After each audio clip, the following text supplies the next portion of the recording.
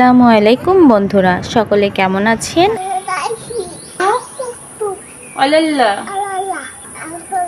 ওয়ালা কুওয়াতা ইল্লা বিল্লাহিল আলিয়ুল আজিম। আলহামদুলিল্লাহ, আমরা বেরিয়ে পড়লাম।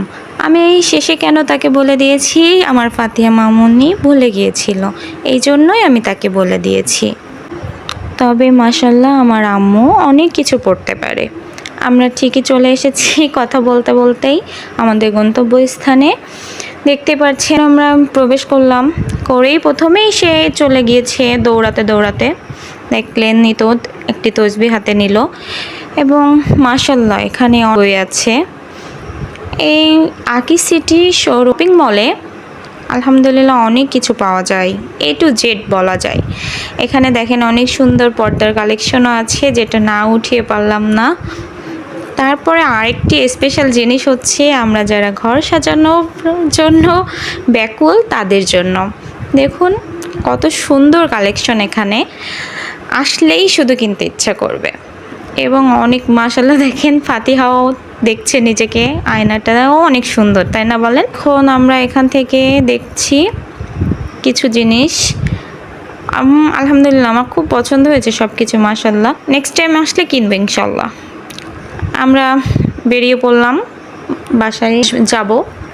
আর আজকে আমরা এসেছিলাম, দেখেন রাত্রে আকি সিটি দেখতে মাশাল্লাহ অনেক সুন্দর লাগে, তাই? এবং আমাদের রাতের শহরটাও কিন্তু নওপরা শহরটা অনেক সুন্দর।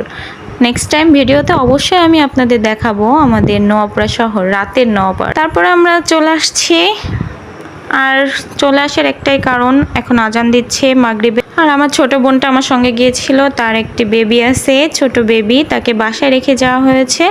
এই জন্য তার জন্যই আমরা দ্রুতই বাসায় চলে আসলাম। আমাদের কাজ সেরে কিছু কেনাকাটা করছি, গিফট কিনলাম, তারপরে বাসায় চলে আসলাম।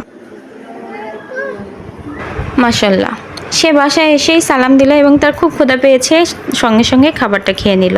এবং আজকের স্পেশাল দিনটি হলো তার আম্মার শুভ জন্মদিন। সবাই ফাতিহার আম্মার জন্য দোয়া করবে এবং তার সুস্থতা কামনা করবেন।